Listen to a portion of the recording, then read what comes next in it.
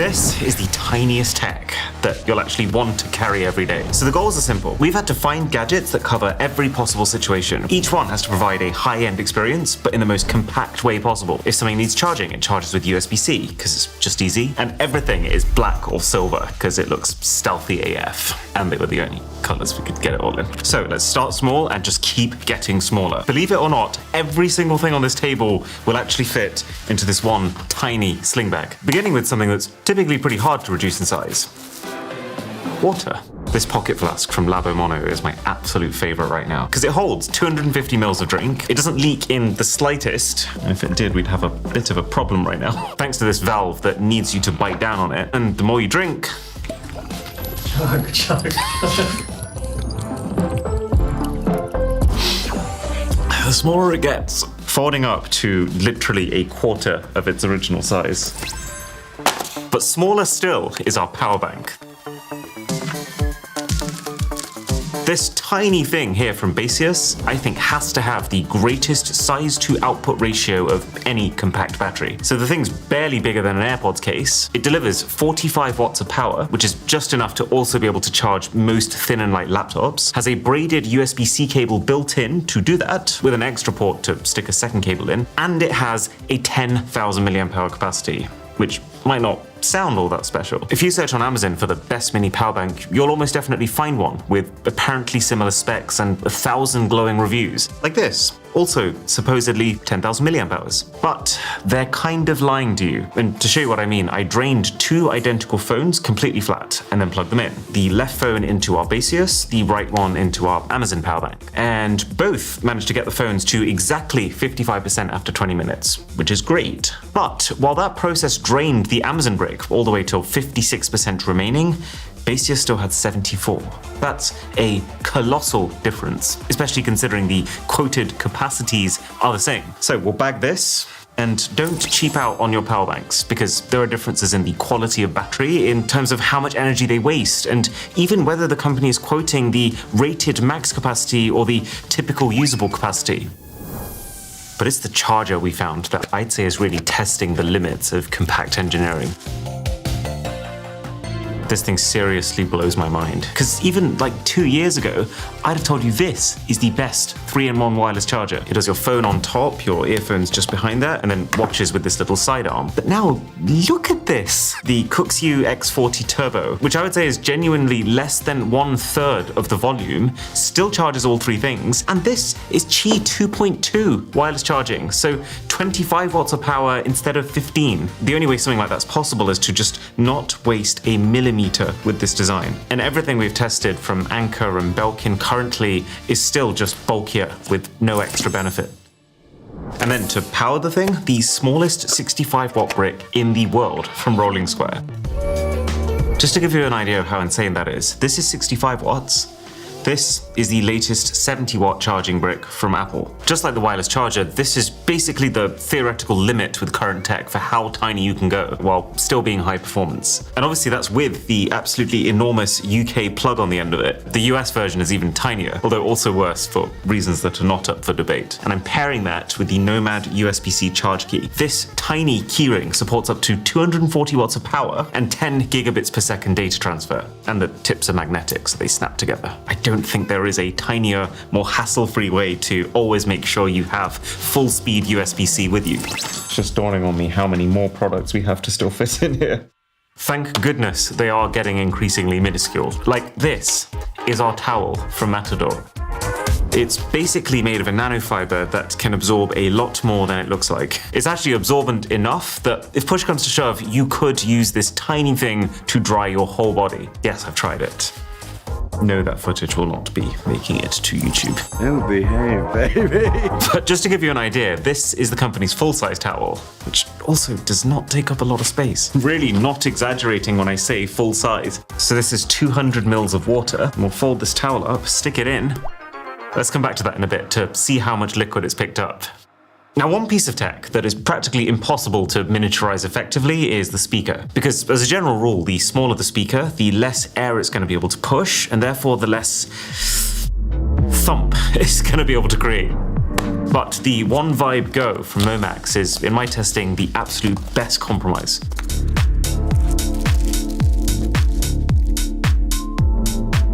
So this is the iPhone speaker, max volume. And then this is the Momax. It doesn't defy the laws of physics, but it is just small enough that you could throw it into a sling or a pocket, but just big enough that you could host a whole house party on this thing. Okay, maybe a flat party.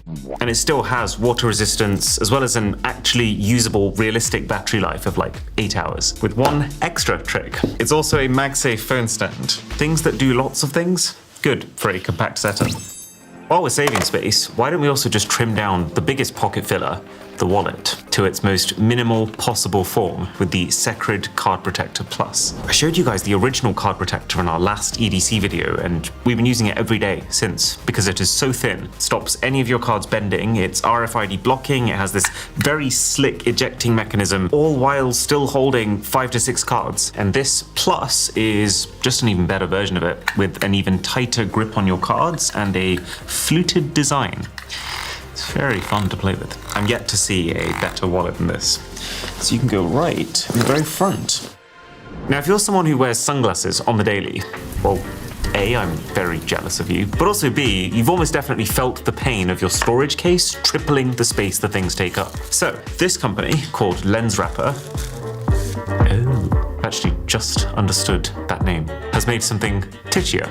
They've decided that the important thing is to protect the lenses, so this wraps around them and then the arms go outside.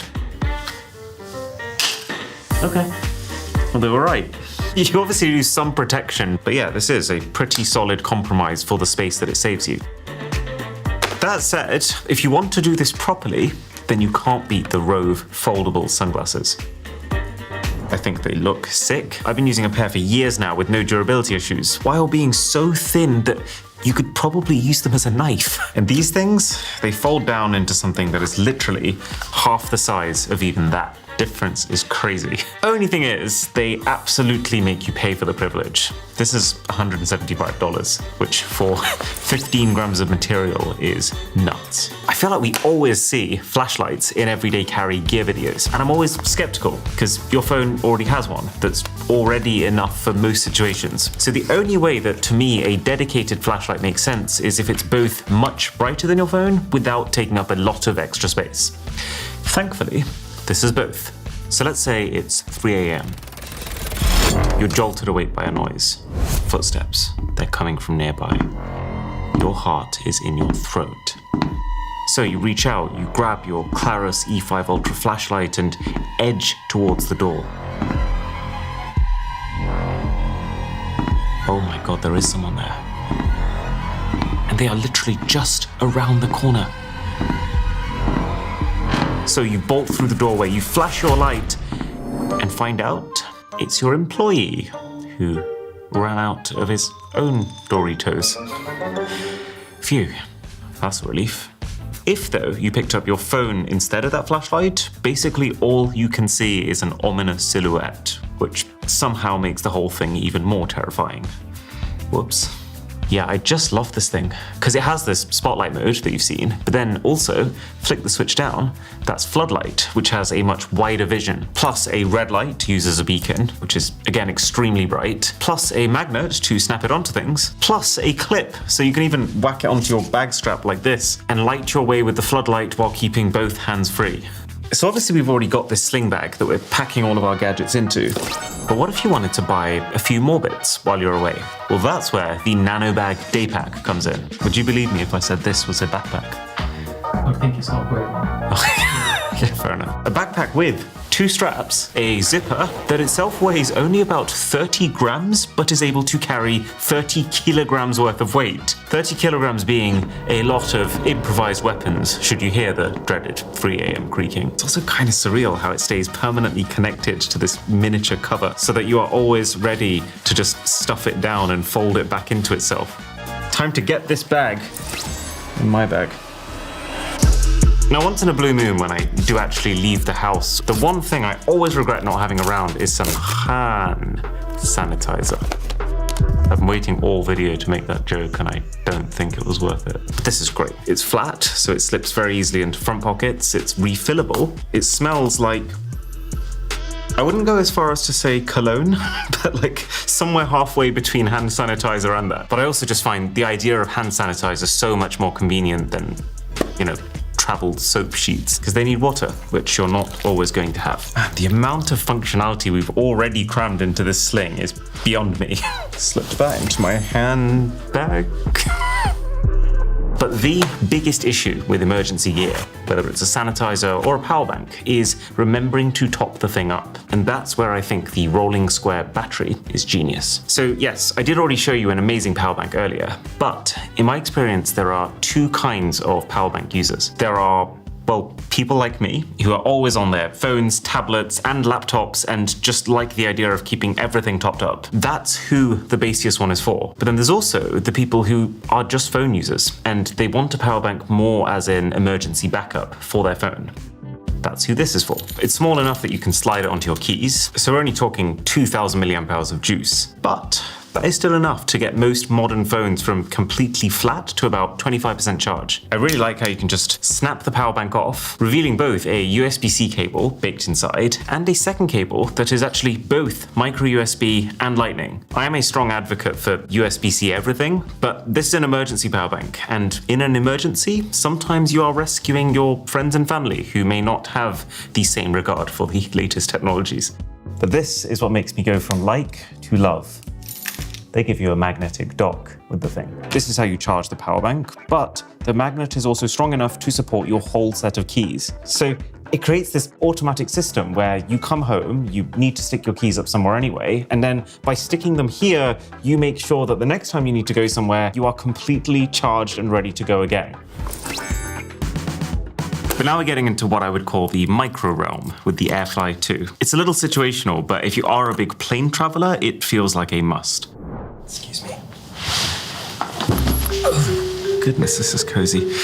Because while the very newest planes have Bluetooth, which means your nice wireless earphones can pair directly to the screen, most planes still don't. Meaning that the only way you can listen is those wired headphones they throw out that honestly wouldn't feel too generous as part of a Happy Meal. So the idea is you plug your AirFly in, and this effectively gives the plane the Bluetooth that you need to connect the earphones you want. Actually, two sets of earphones, so you can watch the same movie as the person sitting next to you. Does that work for you? But let's say the content selection on this plane is just terrible, which it usually is. Here's what I'm doing right now. I'm currently on a bit of a K-drama streak, so I just finished The Glory, which is literally the second best TV show I have ever watched in my life. And so next on my list is Night Has Come. The problem is you can't watch Night Has Come on Netflix in the UK. So we need to pull up Surfshark VPN, our sponsor, change the location to South Korea, and then we can not just watch it, but also download the entire show for our plane journey, which is going to be a hell of a lot more enjoyable than watching The Meg 2 for the 7th time. Not to mention that even if not for the plane journey, you'll probably want a VPN anyway for security on the horrific public Wi-Fi at the airport, and to be able to have seamless internet while you're away as if you never left home. And if you go to surfshark.com/boss, you can get it for $2 a month with 4 extra months for free for as many people as you want. Your other option, of course, would be to play a game. And I think the Atom controller is a very interesting proposition for that. Because this can connect to your phone, it can connect to your PC, but the most important one, because there's no alternative if you don't have a controller, a Nintendo Switch, or Switch 2. Can I have what you're having? Is it drinkable? Yeah, it's fizzy lemon. Okay. This isn't just like water with loads of food coloring in it. It's obviously a little too small to properly wrap your hands around, but Trisha, my wife, loves it. It's that too much. It's the fruity pink cocktail. And I think it really comes into its own when you're planning on playing 4 to 8 player multiplayer on the go. Because, I mean, a bag of these is a lot more portable than a bag of these, or even Joy-Cons. Okay, let's stow these away into the carry-on. There you go. There you go. Thank you very much.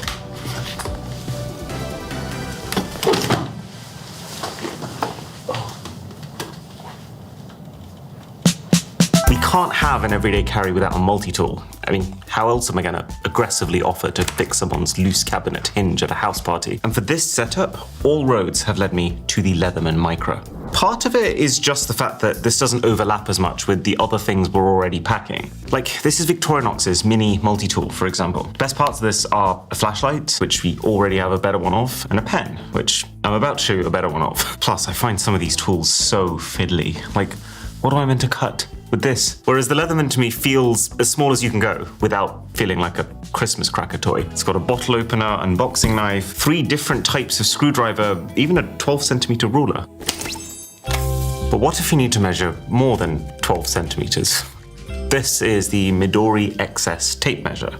I never really thought of myself as someone who would carry a tape measure wherever I go, but this thing's so tiny that you kind of might as well. It's really satisfying to pull out. It comes in so easily, and it can measure up to 1.5 meters. You can buy fancier and more expensive tapes like this one, made of titanium, but in my experience, the mechanism here isn't actually as reliable as the Midori. It gets caught every now and again. I love it when the cheap option is actually the better option. But what's probably more handy than always being ready to find out the exact centimeter length of what you see on the go is a little carrying case. Now that I've reached the wise age of 30, I take a couple of supplements, you know, for the wisdom. And this case by Curved is so good for a few pills or gum or coins, or they even sell earplugs specifically made to fit nicely. It's easy to open and close, it's waterproof, and it comes with this sleeve that lets you, in the lowest hassle way possible, clip it onto things. AirTags have just been upgraded for the first time ever, so you can now precision find them from 50% further away, and the speakers on them for location are like 50% louder too. So let's say I was incredibly dense and I lost it there. Oh yeah. I feel like you could hear that probably at least a floor above, maybe 2. Considering that the AirTag 1s were already the most reliable trackers in my testing, this feels like a bit of a no-brainer. The only thing I'm adding to that, which can be very useful, is a fabric sticker. It just keeps your AirTag in its own designated place that's near the edge of your bag, so it's got the best chance of being picked up. But you are not ready for the most insane price to size ratio of any product in this video, but also the most insane performance to size ratio. This is ShiftCam's Creator SSD. How much storage do you think this adds to your phone? Considering that this is Samsung's latest SSD and this is 2 terabytes. 2 terabytes. This has as much storage as this. And while it isn't as fast, it's still fast enough that you can use this to record ProRes footage directly from your iPhone, which looks a lot better than this normal footage and is about the most demanding thing that most people would want from their phones. Is it cheap? Hell no. But is it an incredible product if you do splash out? Yes. It's shockproof, splashproof, dustproof, and they even give you this little extender so it still fits nicely while you've got a case on. And we can actually close the front pocket. It's happening. And now from read and write to write. Sorry. And it is the tiniest pen that I could actually see myself using. I'm not normally too fussed about materials, but this being made of titanium is kind of the reason that it's strong enough for you to transform it like this, doubling the thing's length, but still without it feeling like I'm one misplaced apostrophe from snapping the thing in half. Very smooth writing experience too. Although I have no idea why it needed to be so spiky on the end. It takes up like negative space. But perhaps nothing embodies this video better than the Casio Ring watch.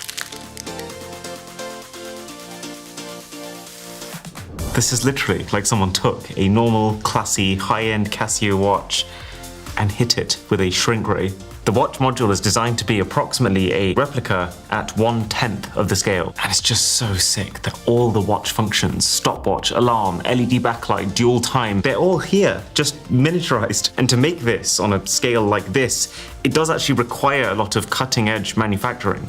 What's the time? It is 11:01. Honestly, this is like very readable. Kind of wish Apple did one of these. I can't tell if I look unconventional or like a donut. Would you find it cool if someone's checking their ring watch in front of you? Yeah.